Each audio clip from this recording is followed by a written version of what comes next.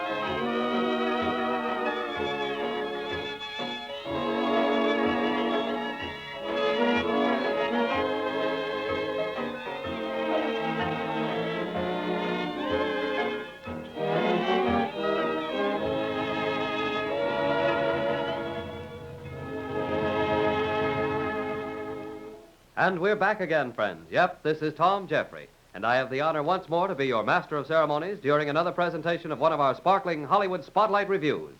We truly believe we've organized a brilliant array of talent to entertain you. First of all, two most charming young ladies whose dexterity at the keyboards of our twin grand pianos I'm certain will amaze you. Then Phil Harris and his incomparable music. Then we're also going to hear from our Hollywood troubadour, Larry Burke. And last, but not least, the original slow brain through Arkansas, Bob Burns. Well, let's ask our twin pianists, Black and White, to offer their interpretation of that swell hit, Cheek to Cheek.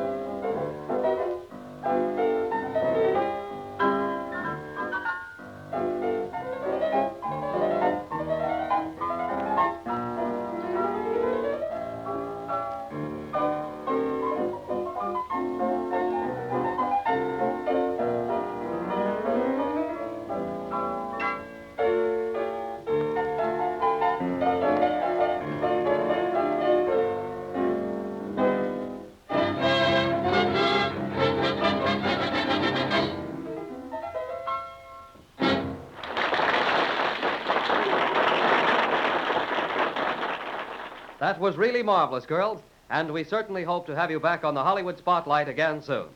Now, folks, let's ask our maestro, that young lad from the South, Phil Harris, to stomp off with a little ditty concerning one of his girlfriends. All right, Phil.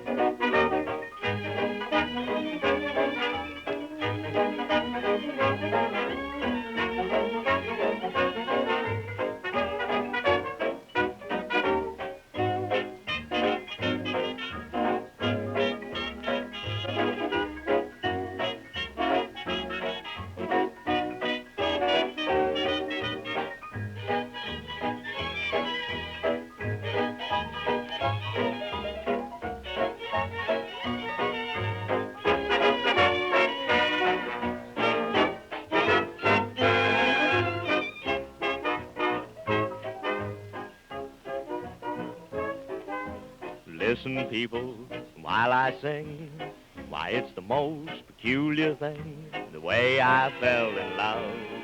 Oh, I didn't need to show why a certain someone I love best, she treats me different from the rest. It's not an ordinary gal that I love, 'cause she was sent to me from heaven above.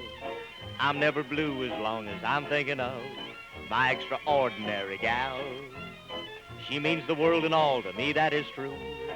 If she should ever leave me, I'd be so blue, 'cause there's no one else can give me love that is new like my extraordinary gal. She's got a lot of something I crave in her dreamy eyes, and I'll tell the world I'm only her slave, and how I idolize her personality. When skies are cloudy, that's the time that she sings. She don't want pretty clothes or big diamond rings. She wants a cottage full of cute little things. That's my extraordinary gal.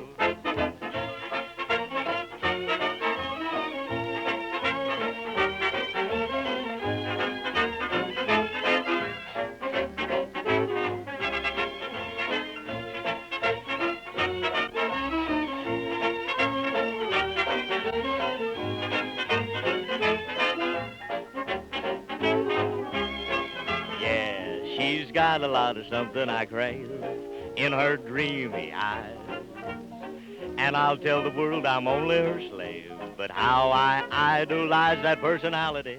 When skies are cloudy, that's the time that she sings. She don't want those pretty clothes or big diamond rings. She wants a cottage full of cute little things. That's my extraordinary gal.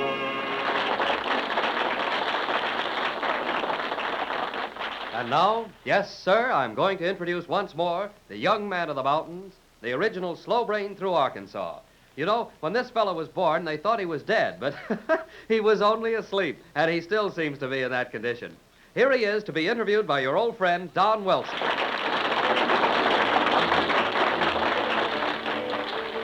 Who's your interviewee, Don? We mean none other than Bob Burns, who's just here as an Arkansas traveler and gawking around. Bob, come over here and tell me. Do you have any somnambulists in your family down in Arkansas? Well, Don, I reckon my folks run about 50%. Oh, you mean that half of your folks walk around in their sleep? Is that it? No, Don, I mean they all walk around about half asleep. You know, it's kind of hard to tell what condition they're in, because one time you'll see them, they'll be half asleep. Maybe the next time you run into them, they'll be half awake. But, of course, it don't make no difference which shape they're in. They act about the same anyhow. Well, I see what you mean, Bob. You know, habit has a great influence on a sleeping person, hasn't it? I don't know what you mean, Don. Well, now, if I were to walk in my sleep here in the studio, I would probably walk up and start talking over the microphone. Yeah, I've noticed that, Don. I've often thought, I've seen you do it lots of times. I've often thought how nice it'd be if we just had some way of waking you up after you got up here. Well, that's pretty funny coming from you, Bob. Maybe the people from Arkansas are not as slow as we think they are. Well, Don, we may be slow about a whole lot of things, but I'll tell you, we scooped the rest of the world on one thing. Well, what was that? We beat the rest of the world to this depression by about 40 years. Nothing slow about Arkansas, is there? Well, Bob, you haven't told us if you are a somnambulist. Who, me, myself? Yeah, you yourself, Well, none other. I guess I've had my share of sleeping, Don. You see, I'm a natural-born dreamer. Well, now that you're here, do you find it as you dreamed it would be? No, Don, it seems in my sleep the audience laughed a whole lot louder than they do here. I guess I'm going through a kind of a period of awakening now, Don. Well, Bob, I think your jokes would be better if you'd keep a straight face. Yeah, I try to keep a straight face, Don, but you know, some of the things I say just kill me. Well, I suppose keeping a straight face is an art? Yeah, keeping a straight face is quite an art, Don. The audience seems to be better at it than I am. Bob, tell me, are any of your relatives with you now? No, Don, I did have an uncle out here from Arkansas, but I had to send him away. My wife said he wasn't fit to live in the house with us. Well, what was the matter with your uncle? My wife says he knew every naughty song that was ever written. And I went up to him and told him he'd have to quit singing those kind of songs in front of my wife, and he said he never sang them. And I asked my wife about it, and she says, I didn't say he sang them. I heard him whistling them.